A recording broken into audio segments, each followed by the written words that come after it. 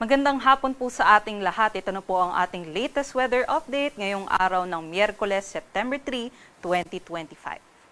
Kanina nga pong alauna ng hapon, nakalabas na po ng ating Philippine Area of Responsibility itong si Bagyong Kiko. At sa ngayon po ay huli po natin itong namataan sa layong 1,100 kilometers east-northeast ng extreme northern Luzon.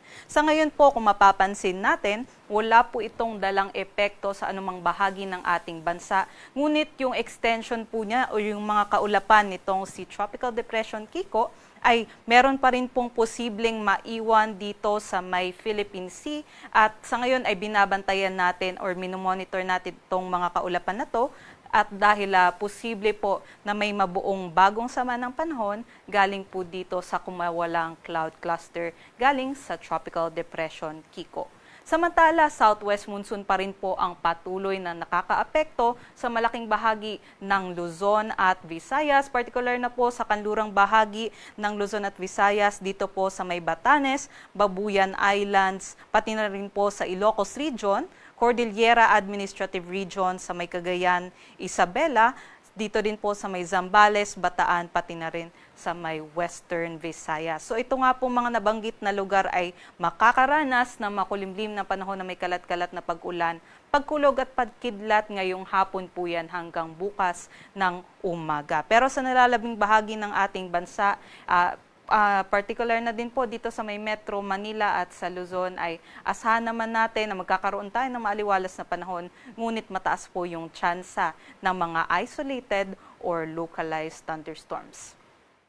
Ito nga pong si Bagyong Kiko ay nasa labas na ng PAR at patuloy pa rin pong lalayo sa ating bansa. Sa ngayon po ay kumikilos po ito pa north-north-eastward or north-northwestward sa bilis na 15 kilometers per hour, papunta naman po sa may southern Japan area. At kagaya nga po ng nabanggit natin, dito po sa ating TC Threat Potential Forecast kung saan tinitingnan natin kung ano pa ba yung mga potential na mga bagyo o low pressure area na mabuo sa ating Philippine Area of Responsibility ngayong araw hanggang sa Tuesday po yan next week. So dito nga po sa TC Threat Potential Forecast, meron po tayong posibleng mabuong LPA dito po sa may silangang bahagi ng extreme northern Luzon. At sa ngayon po, may low chance pa naman po ito na mag-develop bilang isang LPA. Ngunit ito nga po ay posible po yung kumawalang cloud cluster dun po sa Tropical Depression Kiko. At sa ngayon ay patuloy pa rin po natin itong minomonitor sa potential nitong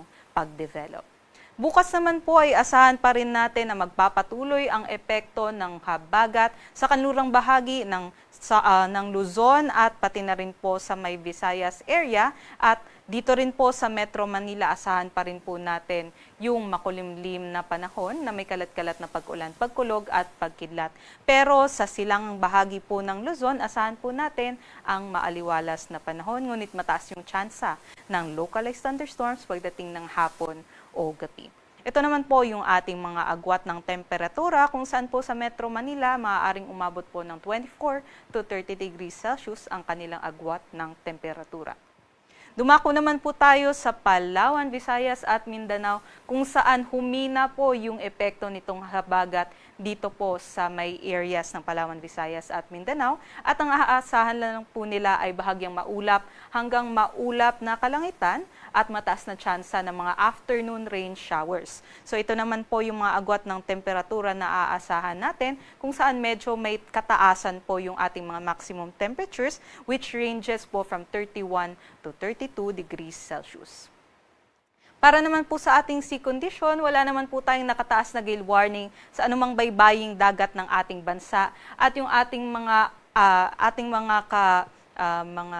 pag-alon po ay nasa banayad hanggang katamtaman lamang kaya't posible po or malaya po makakapaglayag yung ating mga mandaragat ngayong araw po yan hanggang bukas. Ito naman po ang ating aasahan sa loob po ng 3 araw from Friday hanggang sa Sunday. So magpapatuloy po yung epekto ng ating southwest monsoon o habagat, particular na po sa may northern Luzon at sa may central Luzon area, pati na rin po sa may Calabarzon. So hanggang Friday po asahan po natin ang maulap at maulang panahon sa mga nabanggit na lugar. Pero pagdating naman po ng Saturday hanggang Sunday, asahan naman po sa buong Luzon area ay magiging magiging maaliwalas po tayo na may mataas na tsansa ng localized thunderstorm sa hapon o sa gabi.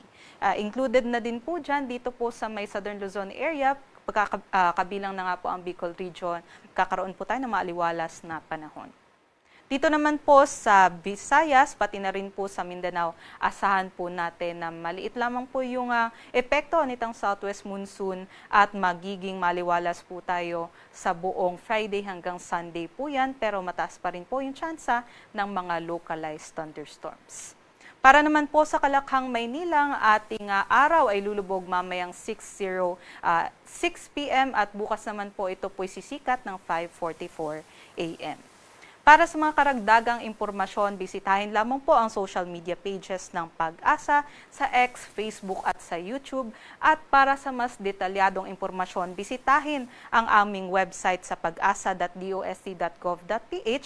At para sa mga advisories, kagaya po ng mga thunderstorm or rainfall advisories, ugalihin pong bisitahin ang panahon.gov.ph. At yan naman po ang latest galing dito sa Pag-asa Weather Forecasting Center. Muli, ito po si Lian Loreto. Mag-ingat po tayong lahat.